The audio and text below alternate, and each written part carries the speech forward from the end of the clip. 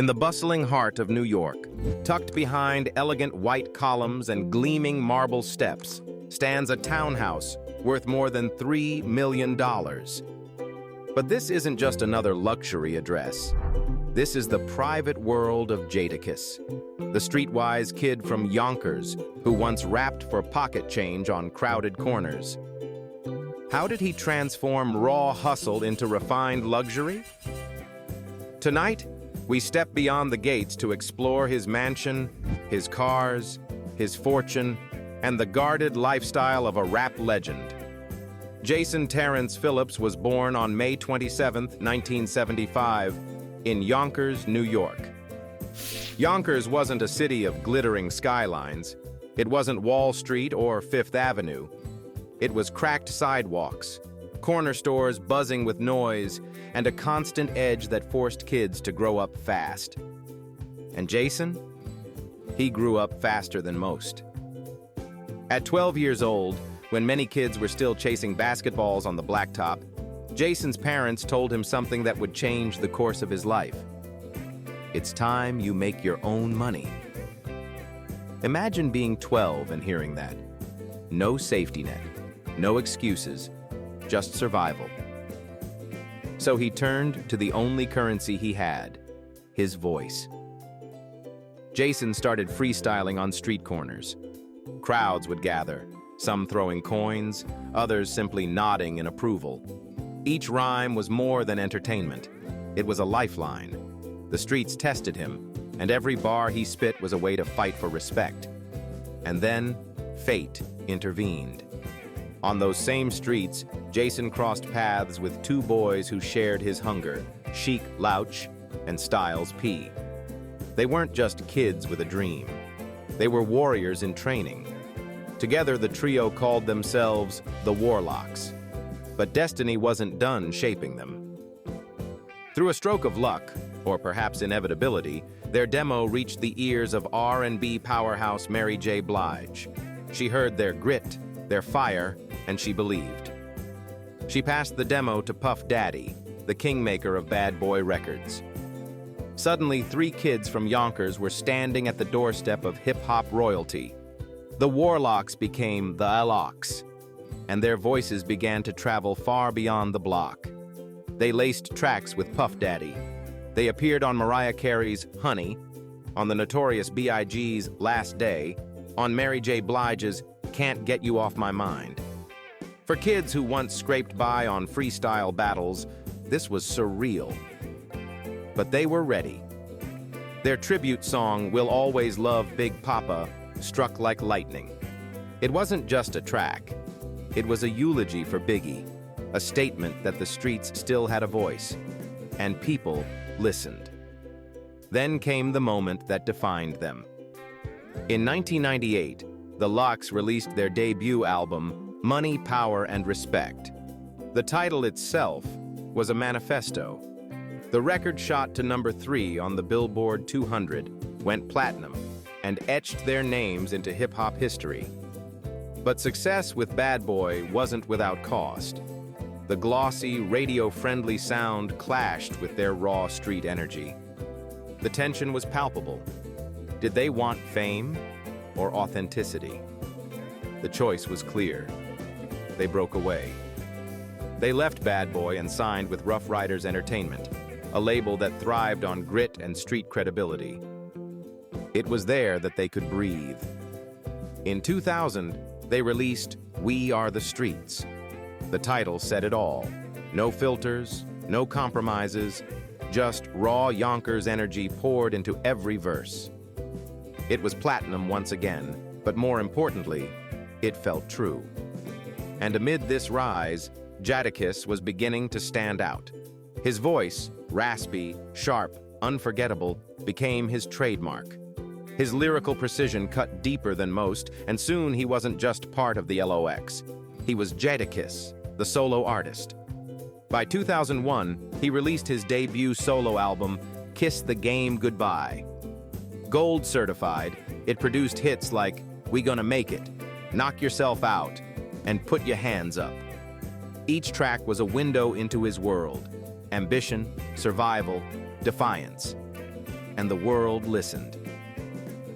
3 years later came Kiss of Death, his second album, topping the Billboard charts.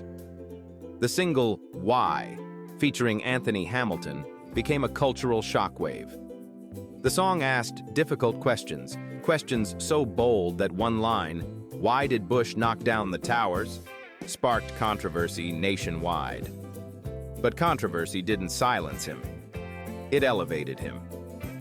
By the mid-2000s, Jadakiss had become more than a rapper. He was a voice of the streets, a man who carried Yonkers on his shoulders while walking red carpets. And with each success, with each album, he inched closer to something he could never have imagined as a 12-year-old freestyling for pocket change, a lifestyle of luxury. We leave the stage lights and the roar of the crowd behind. And now, we arrive at the place where Jadakiss retreats, his sanctuary in the middle of New York. Townhouse in New York. A townhouse worth more than $3 million, standing tall, elegant, and timeless. From the street, the first thing you notice is its commanding facade. White columns frame the entrance like silent guards, and a grand stone staircase invites you upward. It's not just a door. It feels like stepping into a private world, hidden from the chaos of the city outside. Inside, the air changes.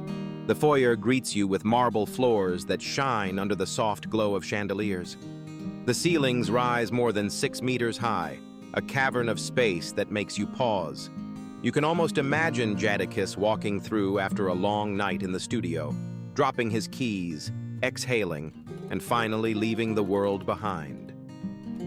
The living room stretches wide, its tall windows letting in endless streams of natural light. Every corner whispers luxury, from the intricate crown moldings to the smooth marble beneath your feet. It feels grand, yet lived in. Like a place where deals have been made, songs have been written, and friends have laughed late into the night. Move deeper, and you find the kitchen. This isn't just a kitchen, it's a chef's domain. Granite countertops gleam under the lights. Viking appliances stand ready, and every detail has been crafted for entertaining. You can picture Jadakiss here, gathering family and close friends, food sizzling as conversations spill from the heart. And then, the bedrooms. 2 master suites define the house, each offering its own kind of retreat. The first is on the ground floor, a private escape from the rest of the world. Imagine the peace, walls shielding you from the city, a jacuzzi bath waiting after long nights. This is where silence finally wins. The second sits upstairs. Here, French doors open to a private balcony, where you can look out over greenery. The city hums in the distance, but from this balcony, life feels still. A king-size bed, walk-in closets, and a bathroom that rivals a spa. This is comfort elevated to an art. Each master bath is complete with a jacuzzi tub and oversized showers. Spaces built for relaxation, but also reflection. How many lyrics, one wonders, were thought of in this very silence? The townhouse doesn't stop there. The attic is finished, offering yet another room for creativity, perhaps a writing space, perhaps storage of memories. The basement, too, is complete, a place for gatherings or simply solitude.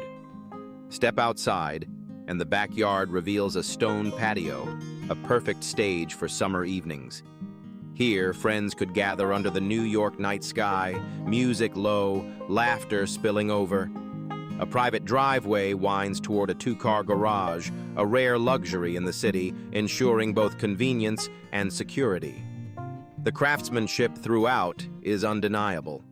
From the custom Anderson windows to the detailed trim, every inch of this house reflects intention. This wasn't a space built in haste.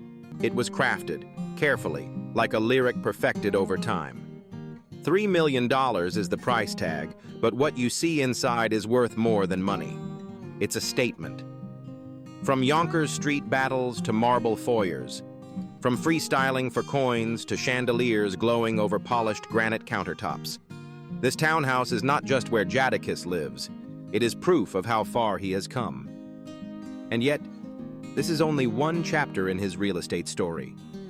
Because beyond this townhouse, there was once another gem, a penthouse high above Manhattan, where Jadakiss once entertained the elite and gazed over the city that raised him. Penthouse in Manhattan. If the townhouse is Jadakiss's fortress of privacy, then the penthouse he once owned in Manhattan was his stage in the sky. Perched high at 419 East 57th Street, this apartment wasn't just a home, it was a crown above the city. And when Jadakiss stood on that private 1,800 square foot terrace, he wasn't just looking at New York, he was looking at how far he had come. The terrace alone was legendary. Split into multiple spaces, it could host 50 guests or more. Imagine a summer night, skyline glowing, music low, Jadakiss in the center, friends and collaborators gathered around, conversations drifting into the night. From here, you didn't just see Manhattan, you owned it. Step inside, and the penthouse revealed another world. The ceilings stretched 12 feet high, giving every room a cathedral-like sense of space. In the living room, a wood-burning fireplace added warmth, a rare touch of tradition in a modern city home. Picture Jadakiss here in winter, flames crackling, pen in hand, scribbling rhymes that might one day echo through arenas. The dining room was formal, built for moments of celebration. A long table polished to perfection, waiting for champagne glasses to clink and deals to be sealed. Then came the kitchen. With direct access to the terrace, it wasn't just a place for cooking, it was a launch pad for nights of entertaining. Imagine Jadakiss grilling for friends, laughter spilling out into the night air above Manhattan. The master bedroom was its own retreat. Double doors opened onto the terrace, offering that skyline view from the comfort of bed. A 12-foot cedar closet stretched the length of the wall, tailor-made for his wardrobe. Suits, sneakers, leather jackets, each piece telling its own story. Custom built-ins framed the king-size bed, storage seamlessly blending into design. And the master bath? Marble everywhere. Kohler fixtures, oversized mirrors, a space that felt more spa than bathroom. Here, Jadakiss could close the door and shut out the world. The second bedroom doubled as an office, a place where ideas sparked, where contracts were read, where the business side of Jadakiss's empire took shape. And beyond his own walls, the building itself stood as a fortress of comfort, a full-service white-glove co-op with doormen, a renovated lobby, a gym, bike room, laundry facilities, and even a rooftop deck for residents. Privacy was guaranteed, but so was prestige. When the time came, Jadakiss sold this penthouse for $2.1 million. But the value wasn't just in the sale. It was in the memories. The nights overlooking the skyline, the mornings when the first light of day spilled over the East River, the sense of triumph that every corner of that home carried. The townhouse is where he lives now. The penthouse? That was where he celebrated, where he stood above it all, both literally and metaphorically. And as one door closed on Manhattan's skyline, another opened, because for Jadakiss, the statement of lifestyle was never just in property. It was in the way he drove, the way he moved, and nothing speaks louder than the cars he chose to keep by his side. Cars, luxury isn't just about where you live, it's also about what you drive. For Jadakiss, cars have always been more than transportation. They are extensions of his personality, symbols of where he's been and where he's going. Each vehicle in his collection tells a different story, and together they form a portrait of a man who blends street grit with refined taste. BMW XM. When Jadakiss pulls up in the BMW XM, heads turn instantly. It's bold, futuristic, and unapologetically powerful, just like his voice. This plug-in hybrid SUV boasts a twin-turbo V8 combined with an electric motor, delivering a jaw-dropping 644 horsepower. 0 to 60 in 4.1 seconds. For a vehicle of its size, that's a roar most supercars respect. But why this car? Because it balances luxury and edge. The XM represents Jadakiss's evolution, from hustling on corners to moving through the city with silent electric power and explosive speed on demand. Behind the wheel, he controls not just a car, but an experience. Rolls-Royce Phantom. But then, there's the Rolls-Royce Phantom, the crown jewel of his garage. This car is not just luxury, it is royalty on wheels. Handcrafted to perfection, every Phantom takes months to build, each detail tailored to the owner's specifications. With a 563 horsepower V12 engine, it glides more than it drives, whispering across the streets in silence. For Jadakiss, the Phantom is a statement. Pulling up to an event in a Rolls is not about blending in, it's about declaring that you've arrived. From the starlight headliner on the ceiling to the endless leather and wood details, the Phantom surrounds its driver in a cocoon of elegance. And for a rapper who built his career on street credibility, there's something powerful about stepping out of a Phantom. It's a reminder. He conquered the streets, and now he rides above them. Taken together, these cars form a spectrum. From the streets of Yonkers to the boardrooms of Manhattan, from raw nostalgia to refined elegance, Jadakiss's garage mirrors his life. Each engine carries echoes of his past and promises of his future. But owning these cars requires more than love for horsepower. It demands wealth, contracts, business moves, and the kind of income streams that only a seasoned rap legend can generate. So how exactly does Jadakiss afford this lifestyle? The answer lies in his music, his hustle, and his empire. $6 million. That's the estimated net worth of Jadakiss today. A number that speaks of decades of music, business, and relentless hustle. But how did a kid from Yonkers build a fortune like this? It all started with the records. When Money, Power, and Respect dropped in 1998, it wasn't just an album. It was a platinum plaque on the wall, a check in the bank, and a sign that Jadakiss had officially arrived. Royalties, performance fees, publishing credits, they all started flowing in. But Jadakiss knew better than anyone. In hip-hop, the money comes fast, and it disappears even faster if you don't protect it. So he doubled down. His solo debut, Kiss the Game Goodbye in 2001, went gold, carving out his individual identity. Then came Kiss of Death in 2004 with the hit single, Why. That record didn't just top charts, it sold shows. Every time he performed, every city he touched, the checks grew larger. Touring became one of his strongest income streams, with crowds paying to see the raspy voice live in action. By the late 2000s, Jadakiss had already earned millions through albums, features, and performances. But he understood the game was changing. Streaming was about to take over, physical sales were fading, and rappers who didn't adapt would get left behind. Jadakiss adapted. Mixtapes like Consignment in 2012 kept his name alive. Top 5, Dead or Alive in 2015 reaffirmed his dominance, debuting at #1 on the rap albums chart. Each release brought not just critical respect, but streaming royalties and licensing deals. His catalog, stretching back to the 1990s, became a financial backbone. Songs still played, still streamed, still earning. But music wasn't the only lane. His journey into business was as authentic as his music, rooted in the streets, in family, and in community.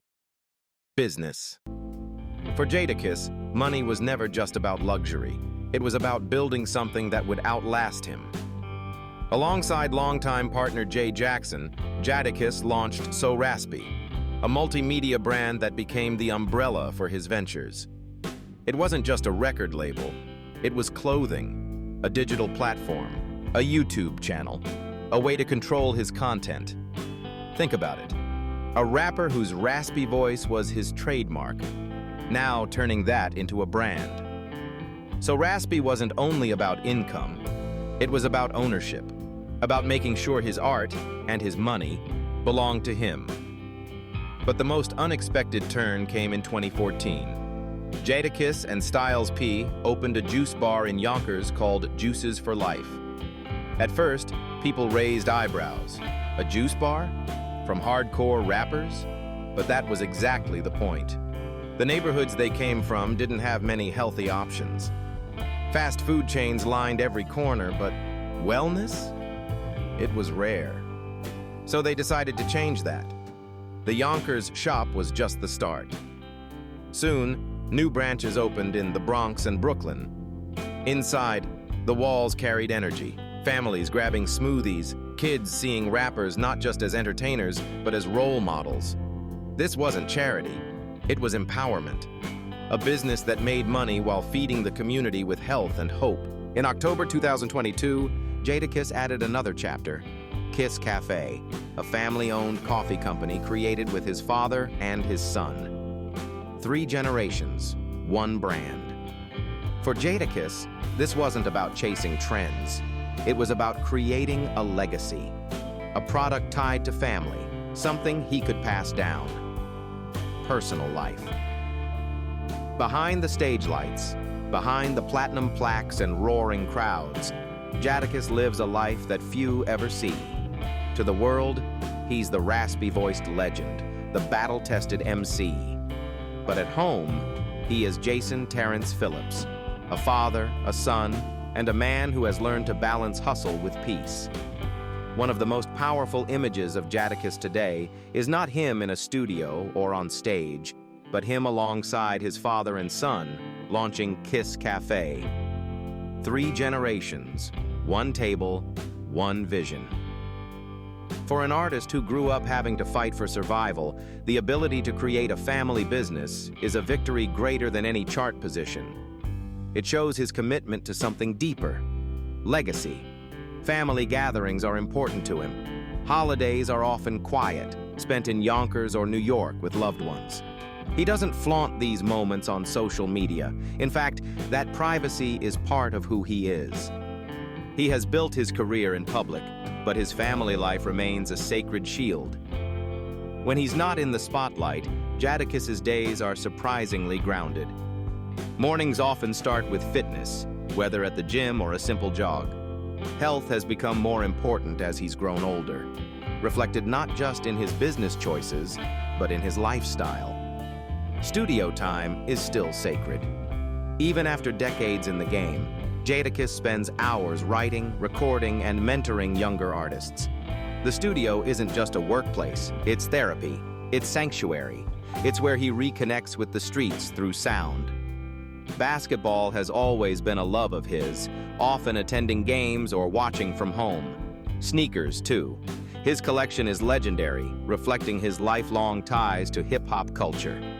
And then there's coffee. What began as a business venture with Kiss Cafe has turned into a personal passion. He takes pride in brewing, tasting, and learning about the craft. It's almost poetic. This man whose voice has fueled countless verses now finds peace in something as simple as pouring a cup of coffee. In recent years, Jadakiss has become more than a performer. He's a mentor. Young rappers look to him for advice, for guidance on how to navigate the industry without losing themselves. He doesn't preach. He shares stories. Stories of bad contracts, of struggles with labels, of nights where the money almost disappeared.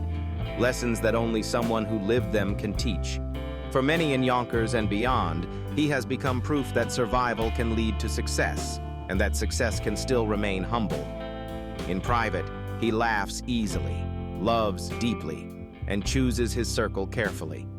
For someone whose lyrics are often sharp and battle-ready, his personal life is marked by simplicity. No scandals, no endless drama. Just a man who worked his way up and now guards his peace fiercely. From luxury cars to million-dollar homes, the outside world sees Jadakiss as the image of success. But step closer, and you see something else. A man who has turned pain into poetry, hustle into heritage, and fame into family.